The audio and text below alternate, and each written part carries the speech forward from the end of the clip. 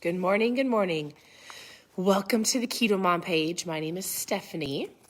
I have 2 sweatshirts on. It's freezing. It's going to be another day in the negatives. So, as you're tuning in, I'm trying to be a little quiet because I still have kids sleeping. We do homeschool. We work from home so they can sleep in a little bit later. If you were curious, but they do school. So where are you tuning in from? Good morning. Let me ask you this. And I love to see this just because everybody's from all over the place. What is the temperature where you're at? Are you down south? Are you up north? Are you freezing? Or are you by the pool? All right, we're diving into this book. I hope you had an incredible weekend. So usually I'll do a live on Saturday. I don't usually do lives and mindset on Sundays just because we usually have family day. We go to church. But I do like to treat Sundays like a prep day. And so let me ask you this question. Do you feel prepared for this week? Meaning, did you have somewhat of an idea, oh, Wisconsin, you are freezing. I don't think we're negative 40. All right, looks like a lot of you have cold weather like me. All right, so let me ask you this question. Do you feel like you're planned and prepared for today? Meaning, did you go to the grocery store? Did you plan your meals? And your Sunday might not be, Sunday might not be your day. You might go, nope, I usually plan and prep on Thursdays. But are you ready to have a successful week? And what does that look like? Do you feel like you're prepared, planned, have an idea, have a menu? So you're not driving through the drive-thru. And if you're not, it's okay.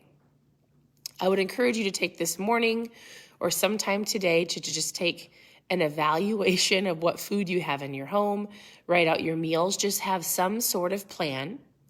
Because remember this, if you've never heard this quote, it's not mine. If you fail to plan, you plan to fail.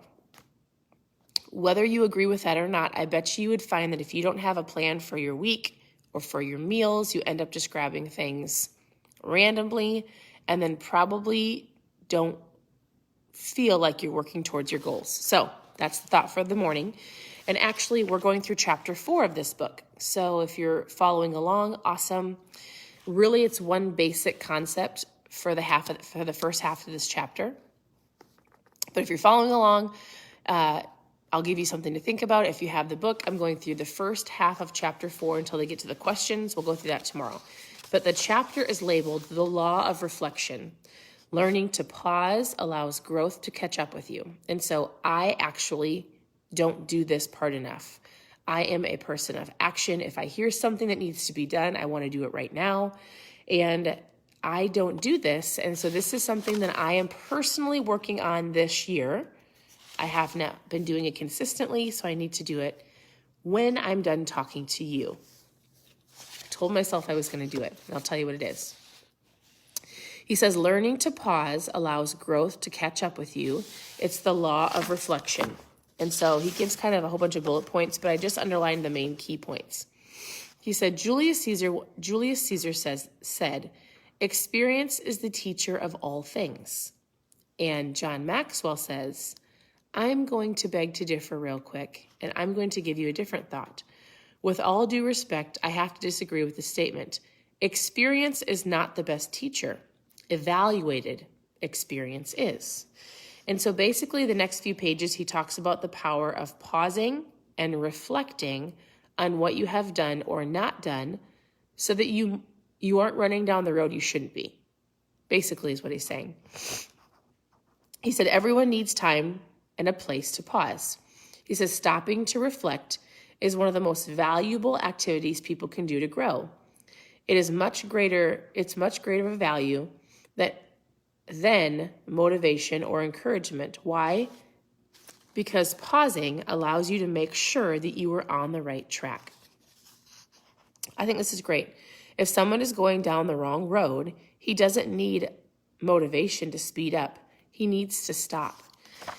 And so he says, I encourage people to identify or create a thinking space. If you pause to allow growth to catch up with you, it makes our lives better because we are not only better understanding the significance of what we're experiencing, but we can implement change and course correct a result. We are also better equipped to teach others with wisdom that we've gained. So basically what he talks about in the next few pages is you're taking action, right? We are 1 week into this year. That's incredible. A little over a week, but okay, a third of the way through this month. But if you had goals for this month, whether it was food or finances or something with your fitness or your health or your relationships, whatever they are, he very much is saying, I encourage you to stop and reflect. So maybe today is your reflection day. How is it going? How am I doing? How am I feeling? And here's what I need to do more of. Journal. Do any of you journal? The sun's coming through. Can you see it? Do any of you journal?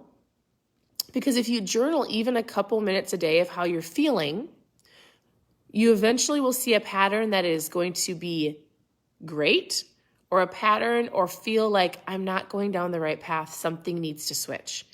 I don't journal enough. I have a journal. I have like a stack of things I grab every day. I sit it right down at the other end of the table. I have my calendar and all of my to-do lists. I have everything that I do except for I don't have a journal. If I had a journal in my space right there, it probably would get done. Therefore, I see a missing actions habit. I need to get a journal. I have like notebooks and things I write in, but ta-da! I must have to go to Target to get a journal, and only a journal. I'm teasing. If you go to Target, you don't just get one thing. Anyways, so he just basically says, if you stop and reflect, you can have some type of awareness of, is this really right for me or is this not? Should I be doing this or should I not be doing this? And so I strongly encourage you to find a place and get quiet. I'm pretty sure there's one more thing I wanted to read. At the end of each day, you should play back the tapes of your performance at the end of the day. And that's even a great time to journal. I don't even know if I'd want to journal in the morning. I think I'd want to do it at the end of the day before bed, which is a really great thing to do because then you can shut off your phone, shut off your TV, either read a book and journal because it helps put you to sleep. Sleep better that way. He says, journal your day. The results should either applaud you or prod you. Your results of your day should either applaud you or the last 10 days. If you journaled like how the last 10 days have been going, your results should either applaud you, I feel great, I'm going in the right direction, or prod you to go, ooh, this is not working. I need to go a different direction. So it was pretty short and sweet for this morning. Basically, I need to do what the book is saying and journal my day at the end of the day to make sure I'm going in the direction I need to be going. Pretty self-explanatory now. We have to take the action to do it, right? So that is today. This is the book for those who had asked that we're going through. Whether you have the book or not, I will give you a thought for the day. I would encourage you to start journaling in your evenings of your day so that you're not going down the wrong direction, and continue to tune in to the page. So I'll do an afternoon live, more of a keto tip and trick. I'll shake up ketones. We'll just have a great conversation. Otherwise, I hope you have a great day. Send me messages with any questions that you have, and I'll talk to you very soon. Bye.